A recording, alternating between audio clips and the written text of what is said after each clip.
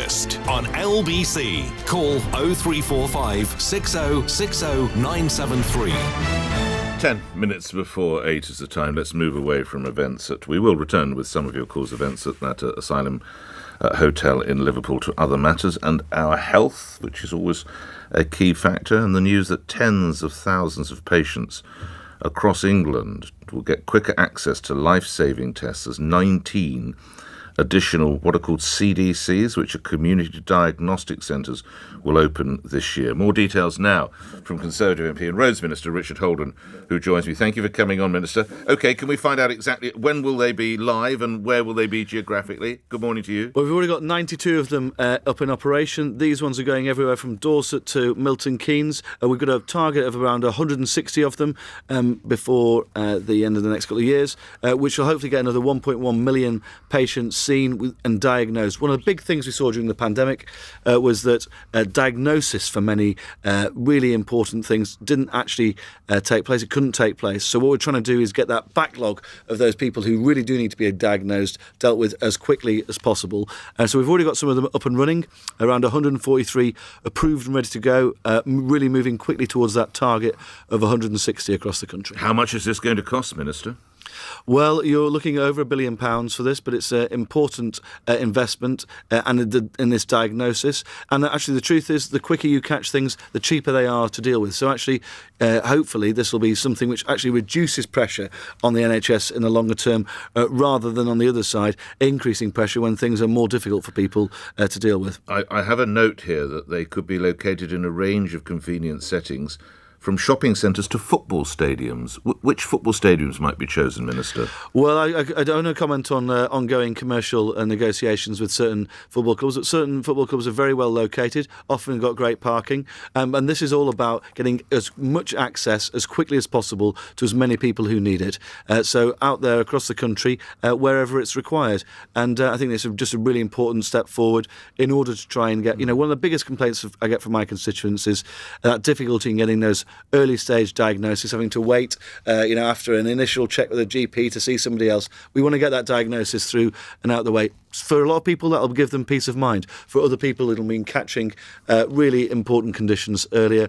And it's just about how we can do that in the most effective and efficient way possible for taxpayers. Is one coming to North West Durham, Minister? Not as far as I'm aware at the moment. Right. We have seen some investment down the road. I've got a new hospital in the pipeline, which I keep banging on about, a community hospital to replace the ageing one at Shotley Bridge. So I'm hopeful that that will get fully signed off before too long by the Department of Health too. Now, of course, one could take a view that you go to one of these fantastic new CDCs and then you need to go to a hospital, but sadly, when you get there, the nurses are on a picket line. We don't appear to be any closer to a deal there, do we, Minister? And now we read that possibly A&E and cancer nurses will be coming out. Minister? Well, I really hope that we can get a settlement with the nursing unions. I hope we can get a settlement across all of our public services, actually. As a Transport Minister, I've seen my colleagues Mark Harper and Hugh Merriman doing a lot of debates with the RMT in recent weeks and months. I want to see settlements everywhere because I think that's what's most important. The biggest thing we can do in this area, though, really, Nick, is to try and get inflation down.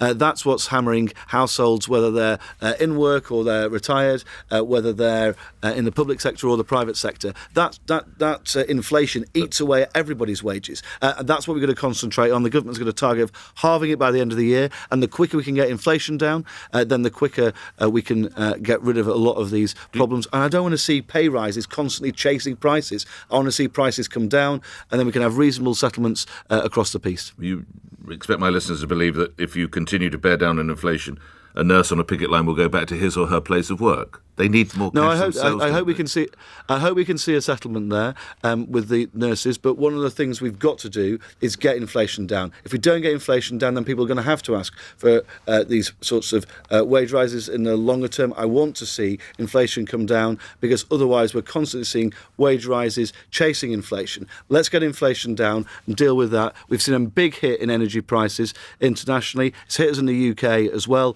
Let's get that inflation down, and then we can can, then that removes a lot of the pressure that people are feeling in their pockets. Well, we're all feeling pressure in our pockets, so I wonder how you reflect on a story today, some research done by the Labour Party that shows that civil servants at 14 of the 15 main departments spent nearly £150 million on government procurement cards or credit cards in 2021, including £3,000 on photographs to hang on the wall of Rishi Sunak's office when he was Chancellor.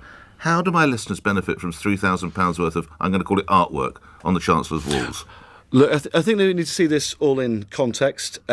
What we I'd saw like to see in the photographs first, but go on. what we saw in 2009, the last year of the last Labour government, we saw almost £1 billion spent on these cards. Right. And in order to try and target some of this spending, what we did is we introduced major transparency reforms in 2012. The Public Accounts Committee did an investigation into it. The National Audit Office produced a report, I believe. And what we do is every month, all of these data is published transparently on the government's website. Look, I can't justify. I'm not going to attempt to justify every individual piece of government spending on these cards. You can't be comfortable with £3,000 worth of photographs on the Chancellor's walls. Well, I think Are you comfortable with that, then, Minister?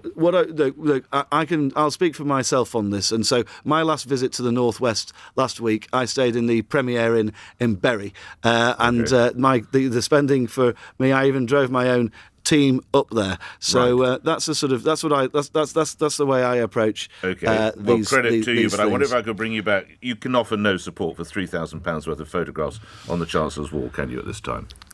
Look, No, £150 million. Just be honest. You're a blunt-speaking bloke. Just be honest. £150 million is a farce, isn't it? We're all asking everyone, don't take a pay rise. Nurses get back to work. Rail workers go and drive your trains. Meanwhile, the Chancellor will have £3,000 on his wall. Look, as I said, 150 million quid because you're a decent last bloke. year, No, all right. £1 billion quid you're in a hole 2009. Yeah, okay. We've seen an 85% reduction in spending on these cards, and I don't know why the Labour Party's pushing this at the moment, given it's an 85% reduction when they were last respectfully, sir, in office. It appalls my listeners. It appalls my listeners when nurses need some money. And we've spoken a couple of times. You're a pretty candid bloke, and and I've not even gone into the fact that Liz Truss decided to have £1,500 on a lunch and dinner at Jakarta's most exclusive restaurants. But we'll leave that there because you're in a hole. Let me ask you something else. Can Richard Sharp stay in position as the chairman of the BBC? Well, we had the DCMS report yesterday, cross-party report, and we've got the Public Appointments Commissioner looking into this at the moment. Look, while the Public Appointments Commissioner is looking into this, it's difficult for me to comment any further. That is a matter under proper investigation, and I'm afraid I really need to leave that one. The last time we had a chat on the radio was to mark 3 years to the day since the UK left the European Union, and you were telling me that it was all going in the right fashion and that we were moving forward. Why, therefore, did a fairly senior cabinet minister, that would be Michael Gove, need to attend what was a rather secret Brexit summit in Oxfordshire? If it's all going so swimmingly well, why this secret summit?